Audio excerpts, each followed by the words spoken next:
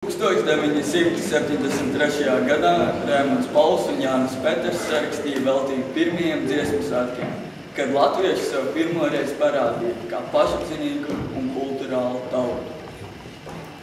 Toreiz šī dziesma neiztrūkstoši skanēja visos dziesmu svētkos, bet šogad tika izņemta no repertuāra, kā neatklāta.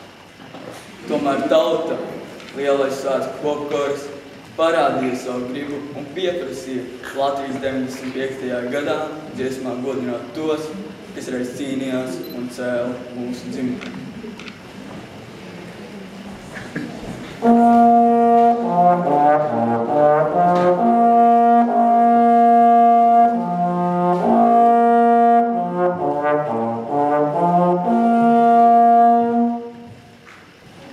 Es redzu, nāk vīri pelēkos Latmales svārkos, ir 1873. gads, dimd Rīga, un pirmie dziedāšanas svētki ir sākušies.